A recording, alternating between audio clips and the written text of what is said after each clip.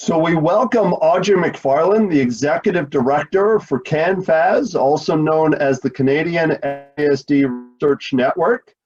She is joining us here today on FASD Month, also known as September, to share with us all the different ways CanFASD is supporting families and individuals with FASD by giving us a little bit of a glimpse at all the different resources and materials and things that they just do to really help all of us out.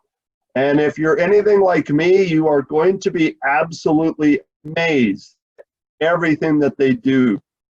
So Audrey, thank you for joining us, and take it away. So thanks for the introduction and the invite to chat with your group. Before we start, I just want to acknowledge that I'm on Treaty 6 land and also the home of the Métis, and I thank them for their stewardship of the land. So yes, today I'm going to talk about CanFASD and some of the great work that we've been doing. And see if, oh, it doesn't like that. So I thought today we would just talk a little bit about the FASD month activities we have going on, as Rob said. I'll introduce you to CanFASD, some of briefly the history. I won't make you relive the history, and some research highlights. And I'll focus a bit in on some of the things that might be specific to caregivers, and then talk about some of our mobilizing of that research or research translation. And then if we have time, I'd like to hear from the audience what kinds of things would be of value to you. So for FASD month, we have wanted to raise awareness, as everyone in the FASD field has. We thought this year that we would try to develop some resources and tools that others could use.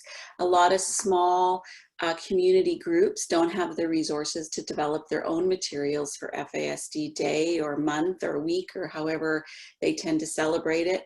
So we put together some graphics, some tip sheets, some social media posts, some radio ads, key messages, and as well where to find additional resources. And then we also did the social media thing ourselves on Facebook, Twitter, and LinkedIn. And that has received, I don't have all the numbers yet, but certainly has been a significant amount of sharing with that. One of the items in the toolkit that I was really pleased about this year is a development around a tip sheet to give to your local politician so that they know how to talk about FASD if you're doing a community event, because often in their good intentions they get the language wrong, and then it can, really add to the stigma around the issue. So we really hope that that's been useful. And we sent that tip sheet as well to every member of parliament in the country, also to raise awareness and to give them that tip sheet. So that was one of the things we did. We, of course, in COVID, haven't been spending our travel money. So this year we decided to use it a little bit differently. And we took out some advertising in some key national magazines and newspapers. And you might see some of them coming out still even towards the end of the month here. So we looked at there's a magazine in Ottawa called the Hill Times. It's pretty much a parliamentarian kind of paper. And so we've really been trying to target the federal government in the last couple of years. So that was one of the magazines. The Walrus and the National Post as well should have stuff coming out next week. So excited about that. Just at the beginning of September, we had an op-ed piece come out from Dr. Nancy Poole in the Vancouver Sun. And then, of course, several blogs this month that focus in on the importance of FASD. And one of the first ones we put out was Why the Red Shoes, and an interview with RJ. And then there's been a number of articles come out about caregivers' perspective of FASD. There, so these were some of the ads, the posts that we made. We tried to make them multicultural and to talk about FASD is, and then there was a whole, I think, 8 or 10 different posts that you could use. Okay, I thought I'd give you guys a little lesson in how far FASD has come in Canada. And so since the publications in 1969, what were the first really the mention of FAS, to the very popular studies in 1973 by Dr. Sterling Claren and his colleagues, where they coined the phrase fetal alcohol syndrome and fetal alcohol effects. 20 years ago, in 1997, when we did a search, there was about 98 publications at that time. And today, I did a Google search just the other day, and 4 million hits came up. So quite a bit more information around FASD. Not all of it's great on Google, but the research pieces of it should be pretty good. And then each year, CanFASD does publish the top 30 articles in FASD that we think have the most impact for people. And we start usually with about 800, and this is just not including any of the sciencey kinds of articles with the rat studies and things like that. So quite a lot of publications each year are coming out. So just to take a look back internationally, in 1980, these were the countries that were involved in FASD. And you can see Canada is just barely making the mark here in 1980. And then 20 years later, in 2000, this is what the international scene looks like. Most of the world is starting to recognize that this is not just a North American issue. And then in 2020, again, further growth across the globe. And so, we know that certainly North America has taken a leadership role in research, but also in service delivery. But other countries are rapidly catching up, like Australia, New Zealand. And I don't know if you saw on FASD Day that Australia's government announced another $24 million to develop diagnostic services across the country. So we really need to engage our politicians a bit more in Canada, I think. So what is research? So this is where we're looking at a problem or a concern, and we want to find out what the answers are to that particular question. And research should really inform action, prove a theory, or contribute to the knowledge in a field. So the Canada FASD Research Network came about from the Northwest FASD Partnership, which is the Northern Territories and the 4 Western provinces that had a government partnership to share information about FASD and to develop good policy and service delivery for folks. And as governments, they like to base their decisions on evidence, and there wasn't any Canadian evidence at that time. So they conceptualized this idea of developing a research network that would develop policy-related information to inform them on how to place their resources for service delivery. And so that began in 2005, and that group operated under an advisory committee to the partnership. And in 2013, that group decided that it was time for it to be Canada-wide, not just the Northwest. And so they became their own not-for-profit organization. And this is uniquely funded by a membership model of the provinces and the territories, and that provides the operational funds for the network. But it also gives governments the direct access to information and a trusted source of information when they are developing policy.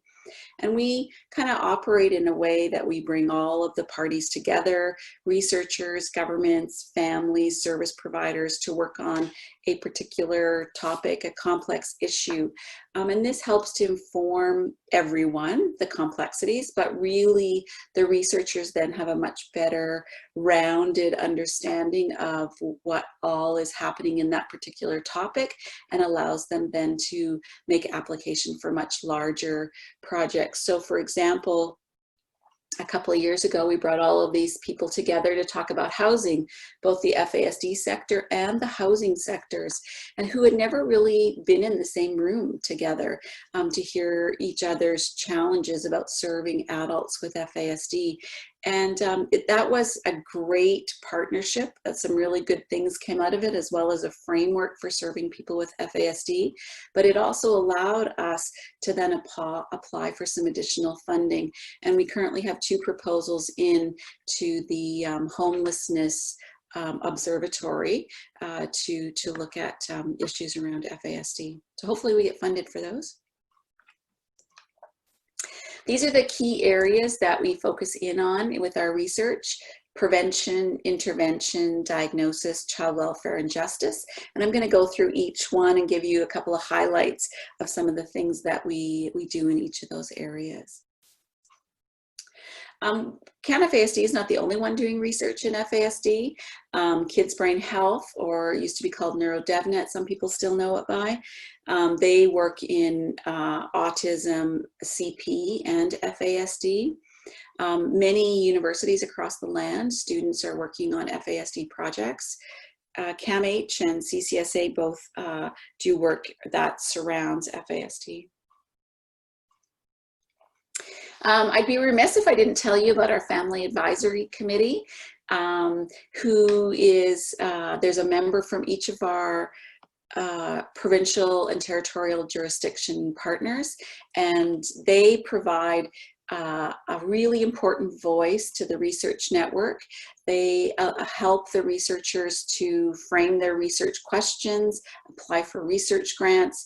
They identify areas that are important to families and caregivers across Canada that researchers might want to think about. And then they also keep us very much on track to make sure that our resources are family friendly. As researchers, people can get pretty academic sometimes, and sometimes you need that dictionary to go through a report and to understand every big word that they say. So this group keeps us on our toes to make sure that we're not doing that. So I also wanted to let you know, so that you can also be proud of the work that Canada does as a leader in the field of FASD and research. So the publication of the FASD diagnostic guidelines in 2005, and then updated and refreshed in 2015. Canada at 2015 was still the only country in the world with national diagnostic guidelines for FASD. And still there's very few, and those that have developed guidelines tend to use our Canadian ones as the foundation for that. So Australia, New Zealand have pretty much adopted what we've done, and many of the European countries are also looking at that. I thought I'd throw in here the rural diagnostic services that the Lakeland Center for FASD in Alberta has developed. Rural areas can develop and lead service delivery around FASD, and Canada is one of the few places that has written about that and leads in doing that. If you go across the globe, most FASD services are in big cities, and so Canada has a large geography that we need to cover, and so understanding how to serve rural areas is really important. Canada and our lead, Dr. Nancy Poole, have developed the 4 levels of prevention This is how the world now talks about prevention in these 4 different ways, from awareness to brief interventions, specific services for women that are pregnant, and then high-level interventions for women that are at high risk of having a child with FASD. So that was really groundbreaking work, and this is now how governments in Canada talk about prevention. The National FASD Database. Canada is the only country that has a national FASD database. I'm going to talk a little bit more about that later. In the past year, we've also developed a framework for looking at how individuals with FASD can be successful. What do they need to be successful? And so that framework, as far as I know, is the only one that's been developed looking at healthy outcomes for folks. We've just put out, Dr. McLaughlin just put out an adverse outcomes paper, and this paper will replace the US stats that look at, Streisguth's paper that talks about this many people will have difficulties with justice and this many will have mental health issues. So using our Canadian data, we now have those numbers, and so we'll be putting out a few slides and stuff so that those that are doing training can update their presentations. And then again, the medication algorithm, I'll talk a little bit more about that, but that is, as far as I know, one of the only specific to FASD medication algorithms that are out there. So lots for Canada to be proud of, and certainly leading the way, I think, in not all research by any means, but research that's really meaningful for policymakers and for the people that we're trying the most to help. So the National FASD Database, it is a way for us to collect real-time information. Information gets inputted at the time of diagnosis. It records about 3,000 data elements on each person, but really helps us to start to understand the difficulties and challenges that people have, and not just from an anecdotal perspective, but this is now what the data says to support your anecdotal stories. So it captures, at a really high level, the diagnosis, the recommendations for interventions, and the specific assessment results, and then some demographic information. But it's all anonymized, so when you go in, the researchers don't know where people are from or what clinic they saw. So that's all anonymized. So currently we have about 3,000 records in the database from 29 clinics across the country that are inputting data.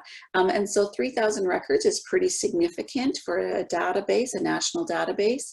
And so you can start to draw some conclusions now from that information. So I thought I'd share with you just a few of the results that we're seeing from this database. And it certainly won't be a surprise to you, but the good part is that this is Canadian information. We don't have to rely on the US for these numbers anymore. So this is just kind of a snapshot of the diagnosis. So you can see that 53% of the people got a diagnosis of FASD without facial features. 9% had facial features. 27% had the at-risk designation. So that's where individuals, there may not have been enough assessment information to give the diagnosis. The child might have been too young. And then 11% did not get a diagnosis. So that's really important because it tells us that our diagnostic process, although can be cumbersome, is pretty accurate in that not everyone that comes through gets a diagnosis, and that's really important for the validity of the data.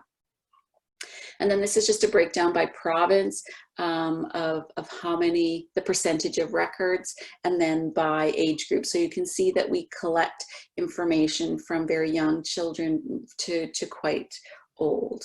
well, old, over 18, sorry, young ladies, I can see you there.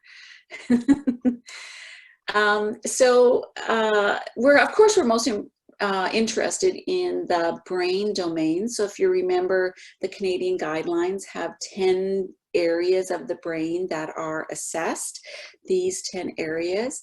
And so you can see that those with an FASD diagnosis are much more significantly impaired than those who did not get a diagnosis.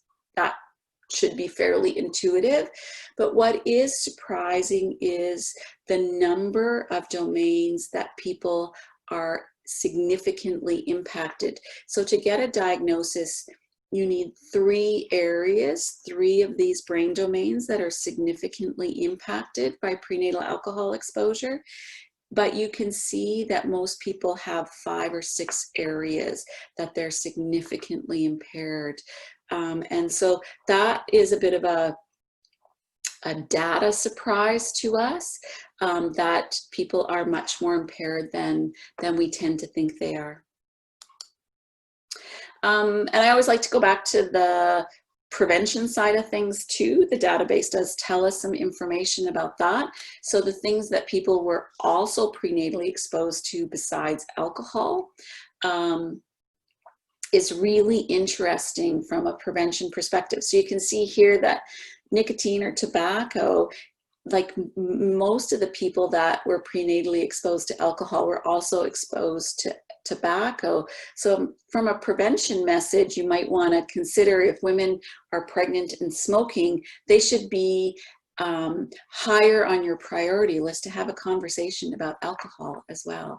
And I'm not saying that all women who smoke during pregnancy also drink. I'm just saying that there's a higher possibility of that. So some pretty interesting stuff here too. And then some of the papers that are starting to be published with this Canadian data are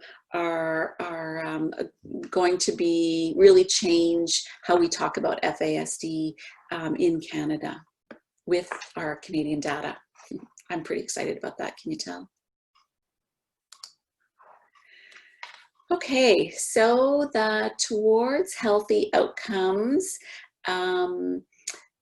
intervention framework that we've put together is a framework that looks at what are all the things from birth to death that people need in order to be successful.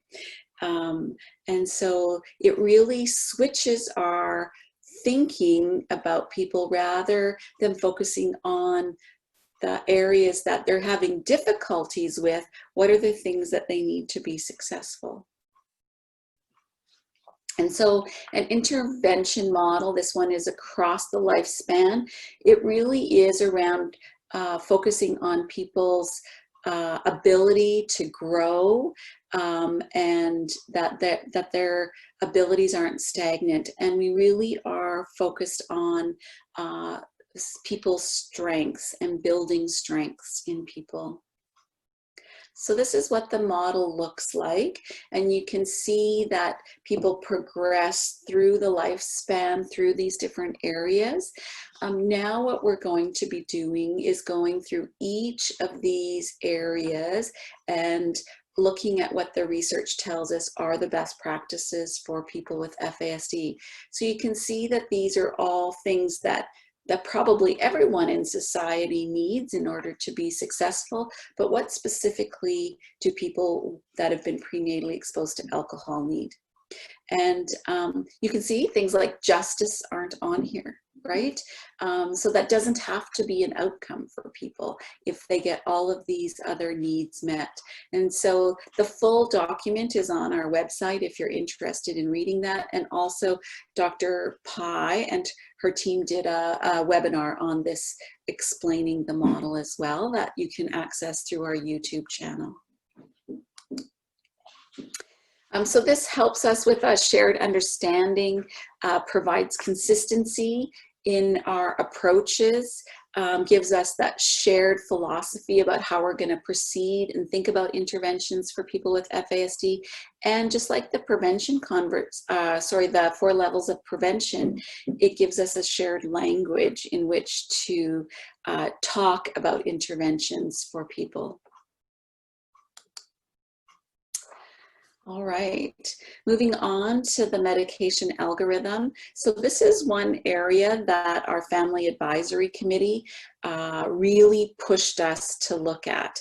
They kept bringing back to the research team that families were struggling to get the right medication combinations for their kids, that physicians and psychiatrists didn't really understand the challenges that they were being faced with. So Dr. Mansfield-Mila, who is one of our researchers, he's also a psychiatrist, took this project on. He brought together a whole bunch of experts, both in FASD, in medication, and along with caregivers. And they worked through the literature and came up with this model.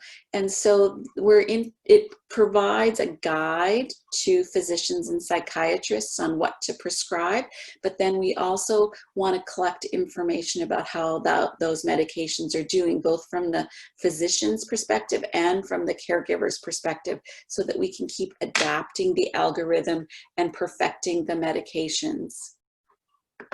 So that's a pretty big project, and there's more information on this on our website as well. And if you know physicians that might be interested in participating in this study, there's a bunch of information on the website about how to engage them.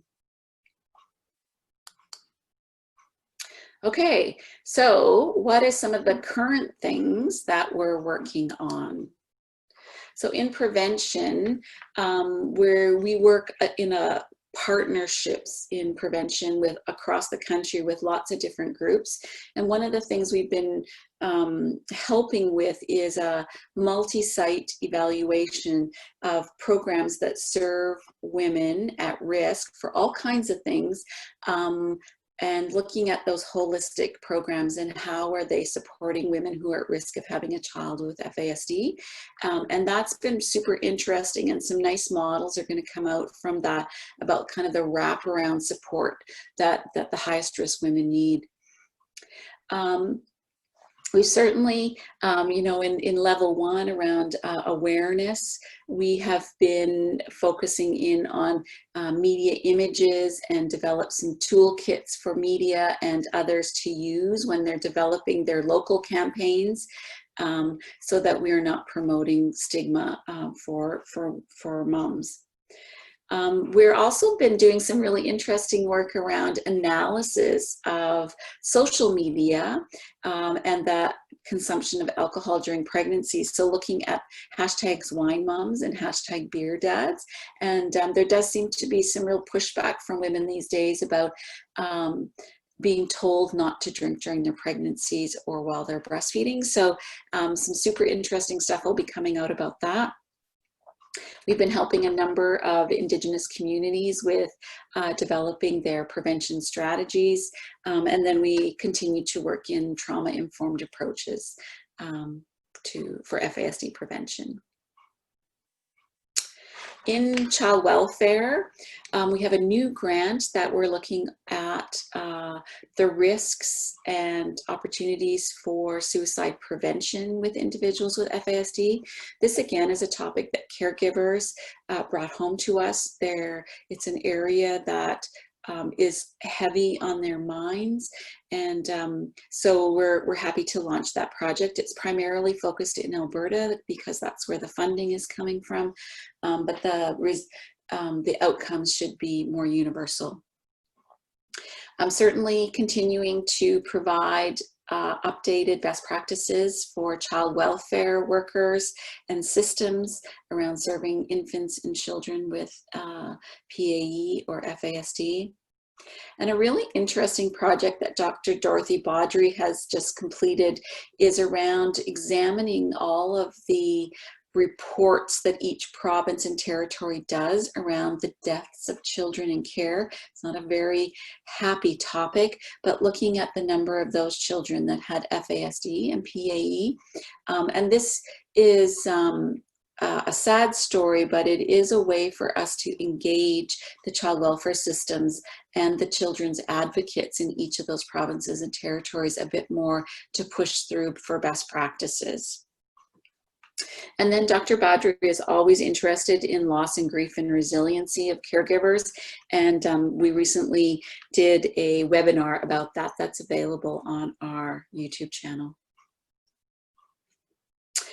Diagnosis is a big area for us. Of course, that ties to the national database, but we're also, Dr. Anna Hanlon-Dearmont from Manitoba has been working with her team for a number of years on diagnosing preschool children.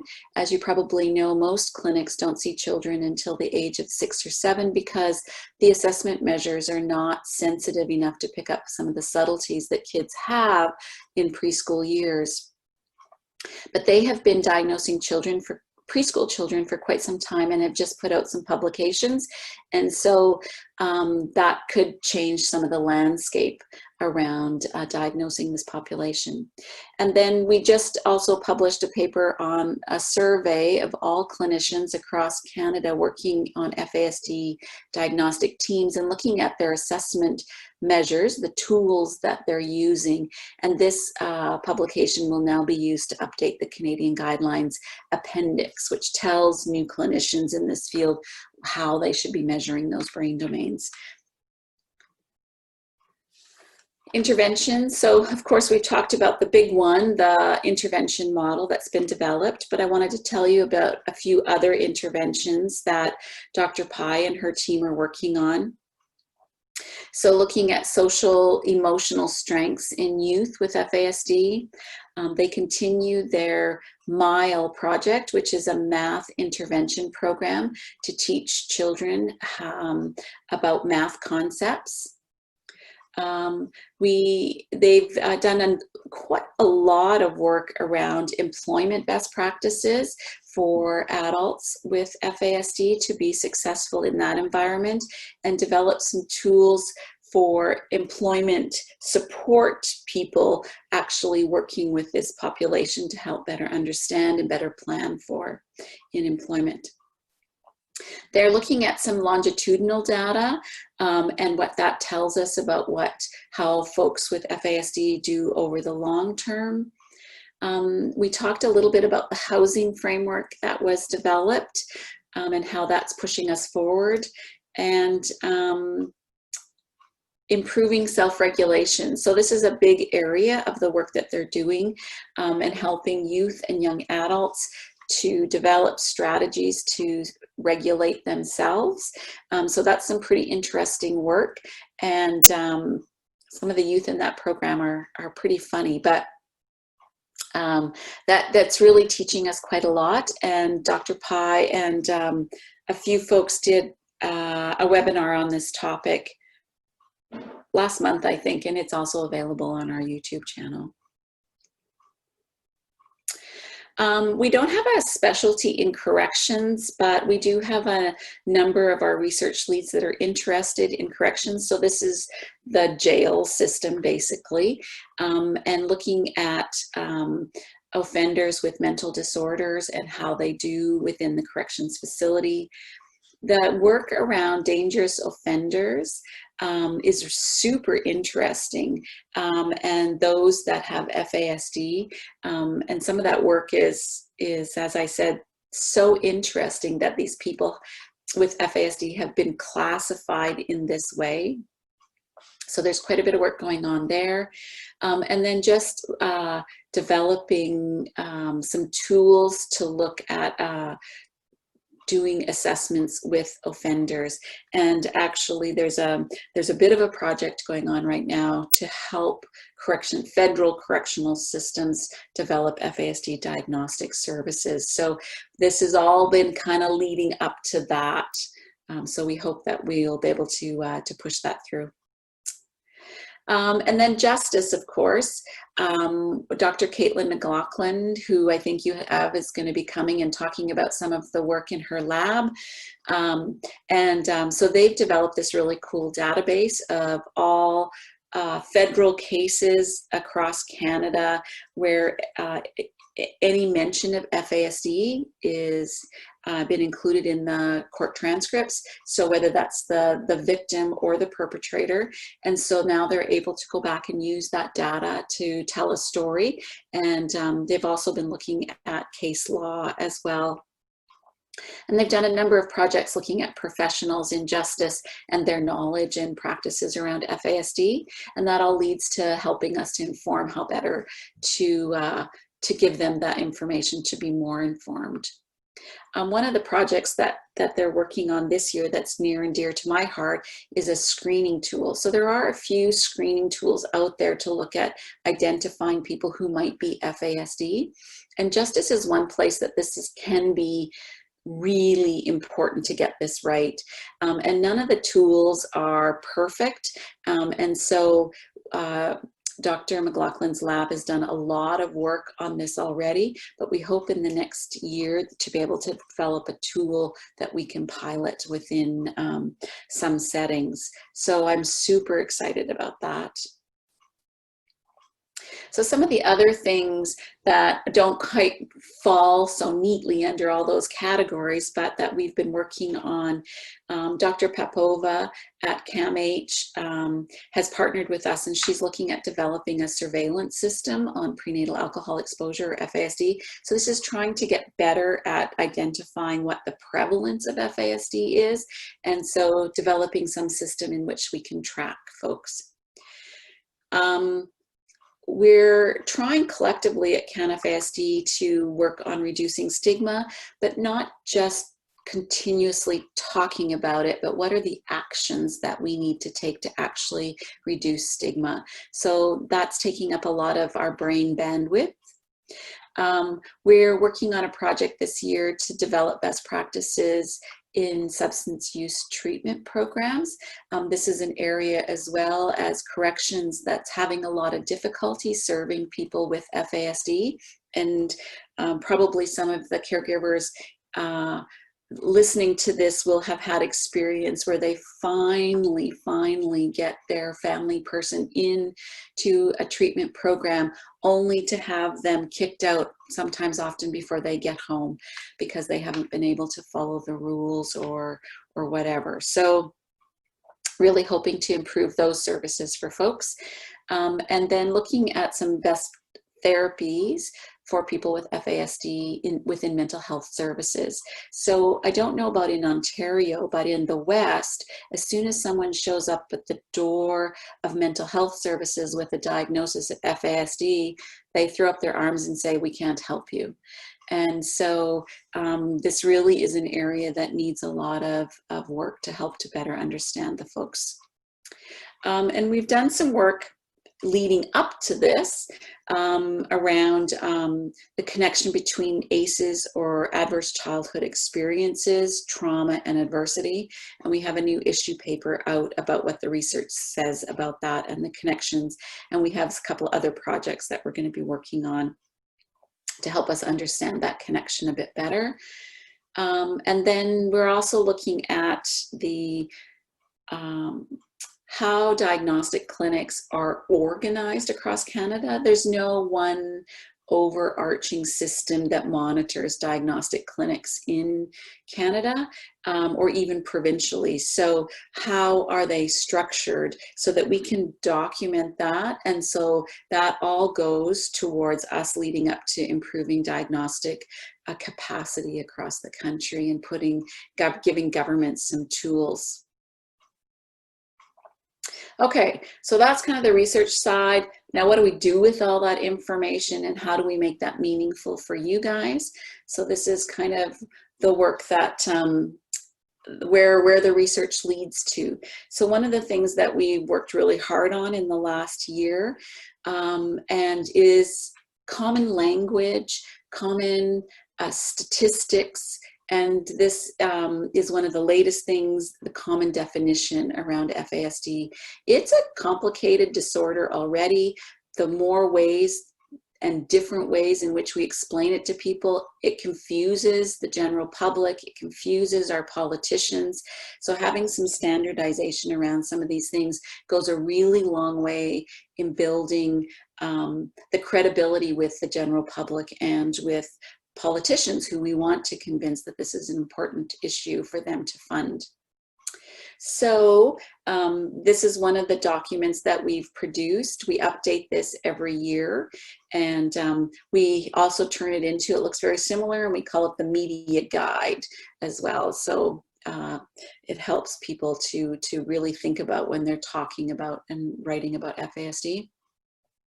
We also have spent a lot of time, as Rob knows, developing online courses that takes the research and the evidence and synthesizes it into meaningful bits for people.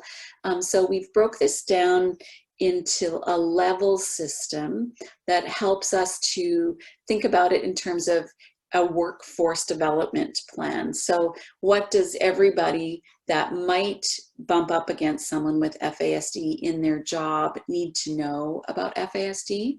So the first level is the foundations course, and that is basic training that everyone should be taking that works in human services or justice sectors, medical sectors.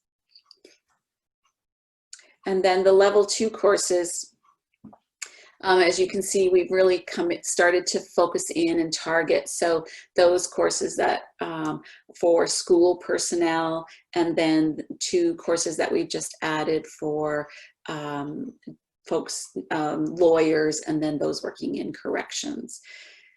And then we also have prevention training. So this is training for nurses or anyone that's going to be doing training to talk about how, basically to talk to women about alcohol and pregnancy, but it's a very involved course and has a lot of information in it. And then we should have the frontline service provider level 2 course ready to launch right away. So Rob, you'll be getting some stuff probably fairly soon to start putting that information online. And this is a course for those that are working, you know, directly with people, the folks. They may be FASD outreach workers, but they would also be working in family violence, in homelessness sectors, so very immediate interventions. This could also be income support workers or those working with children with disabilities. So we're hoping that'll be online soon. And then we're also working on for other professionals as well as we get funding. And we do have one level 3 course, which is quite specialized training. And so this one is for people working on diagnostic clinics. We take a lot of the evidence and turn it into issue papers. The issue papers are for government folks or policymakers. That's who we write them for, so that they can think about how to change their practice in government or improve their policy. But others also find them very interesting. I know caregivers read them quite a bit and use them. So these are some of the papers that we've written in the last couple of years, and they're very short papers, no more than 3 or 4 pages. They kind of outlay what the research says, why it's important, and then give some recommendations at the end as well. So you can use these, you know, as much as possible, and they're easy to find on the website.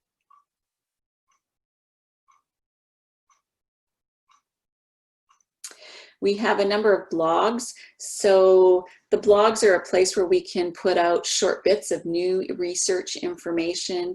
We can tell compelling stories. We can share what others are doing across the country. And we can tell you about some of the interesting things that we might also be working on.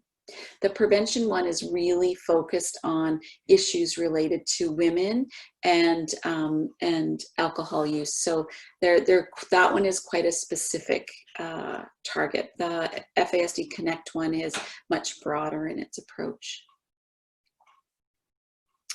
And then we develop a ton of other things as well. Some of these I've already talked about, but I wanted to let you know that we did do some exciting things like develop an app for clinicians that are new to diagnosis in FASD. What else is on here that we haven't really talked about?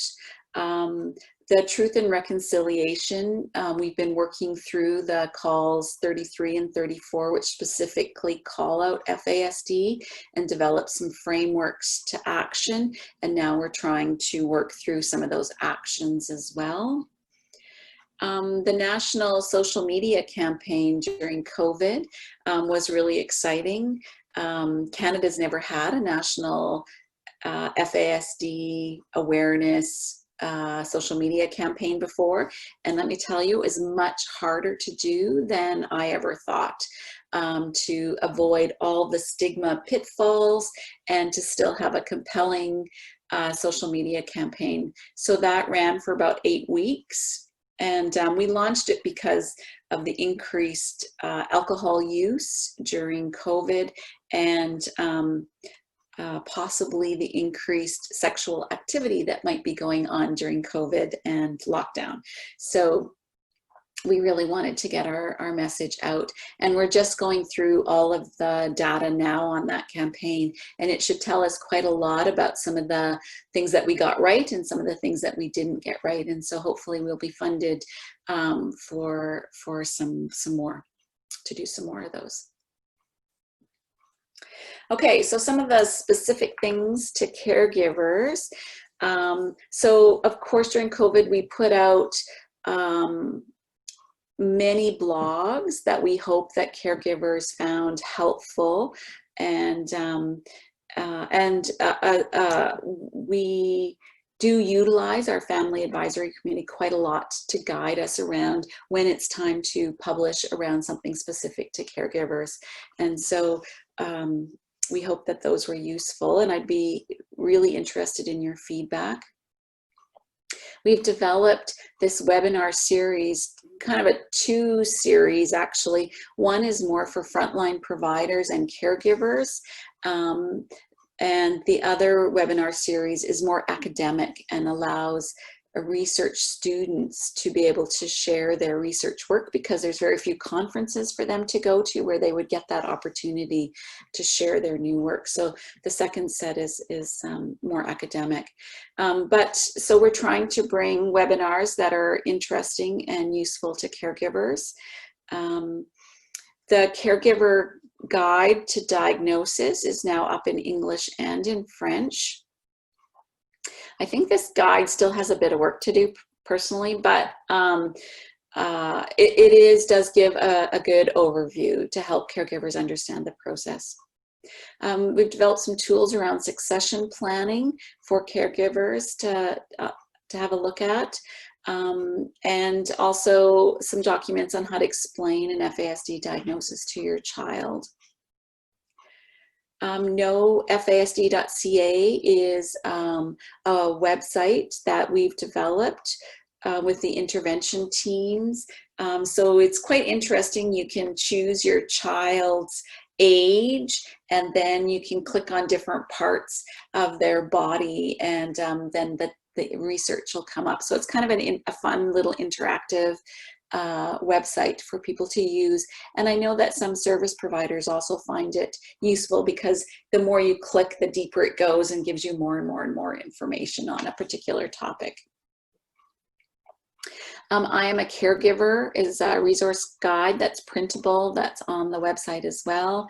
And then Disability Tax Credit Toolkit. I know lots of families struggle with getting the disability tax credit, and so this is a tool both for the caregiver, and then there's one as well for the physician, because often these are denied because of the way in which the physician has written the diagnosis. So there's some tips there on how to get that right. Okay. All right, I'm coming to the end here. So some of the new areas that we're thinking about tackling is one of the areas is Canada ready for alcohol labeling of harms of harms of alcohol use during pregnancy? Australia was just able to nationally get approval to put warning labels on all alcohol bottles. It was a tremendous task.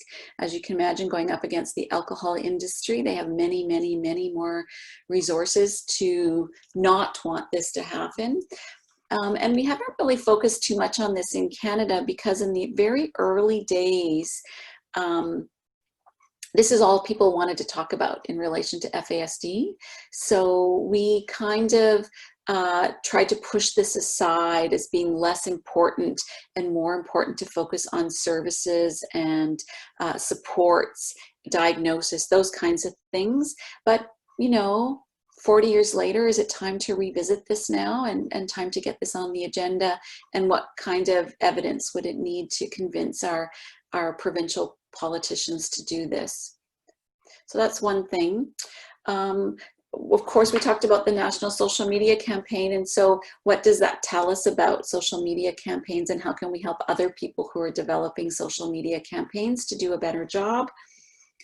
Our Family Advisory Committee has also been pushing us to look at pain management with individuals with FASD. And I know that there's been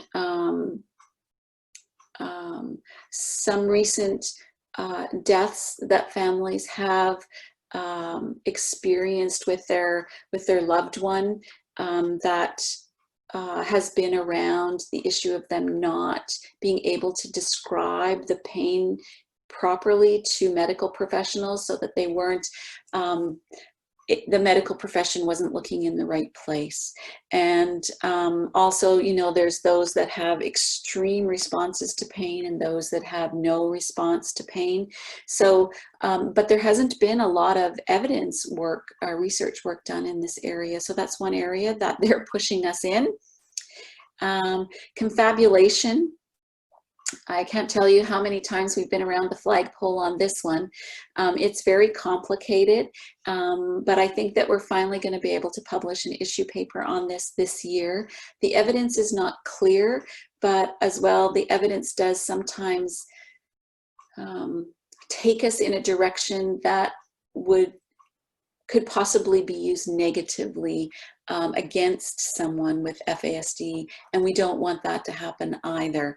So trying to find that balance in there has been a real challenge, but we know that this is a huge issue for caregivers. And again, our Family Advisory is really pushing us to find some and do some work in this area. We want to make sure that all our provinces across the country are effective and consistent in policy for FASD. As I said before, we're really trying to push the federal government into taking some leadership in FASD so that the provinces and territories have some federal direction or guidance and know which way to go. So some provinces put all of their energy and funds into prevention and none into support, and others do it the other way around. But there's not, unless they're involved with CanFASD, they're not all kind of moving in the same direction. So you get this patchwork across the country of what's available.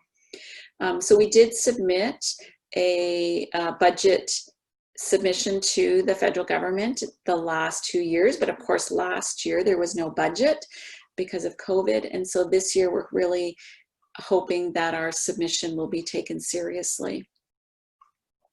We're looking at things like parenting when you have FASD, and what does the research tell us about that? Unfortunately, not very much from what I can see at our early stages of looking at this, but you might see a survey coming out to try to get some direct information from folks who are in this situation or from their caregivers to tell us what the issues are around this. And then always on my mind, because I come from kind of that diagnostic background, is increasing diagnostic capacity across Canada, and what are the things that we need to do to convince provincial and federal governments to invest in this, but also communities themselves can take on diagnostic services, and how do they do that, and what do they need in order to do that. So certainly looking at those kinds of things. Okay, and so I think I'm near the end here, and this is how you can get hold of us. So I hope that was interesting for you, and you learned a little bit about the work that CanFASD is doing. So I would love to have a conversation now. So Audrey, thank you very much for this. There was so much information. In fact, my wife Shelley was sitting beside me during your presentation, and we pretty much filled up an entire notebook of questions and things that you brought to our attention. And we'll I think we'll definitely have lots of questions for you here in a second. Certainly the main thing that I want to bring out though is we really appreciated the really brief synopsis of everything that CanFAS has to offer. I think a lot of people are aware of your organization, but didn't realize of all the different resources and all the different impacts that you're having for people with FASD across this country. Thank you for the last page. Again, if people wanted to get more information in terms of what CanFAS is doing, and being able to follow what you guys are up to and the new publications, what would you recommend that they do? Well, the blog is probably the most up to date, but everything on the blog also gets shared on our social media outlets. So I would say, like, if you're a Facebook user, just follow us on Facebook, or if you're Twitter, follow us on Twitter. And if you don't do social media, then just sign up for the email blogs, and that would be the best way to stay connected. Wonderful. And I do know personally that on the blog, there is a box at the top there that if people want to subscribe, I believe the notifications and so on get emailed directly to you. So that's certainly an easy way to follow as well, I believe, correct? Yes, that's right. Wonderful. So that concludes our recording for today, and we thank everyone who joined us.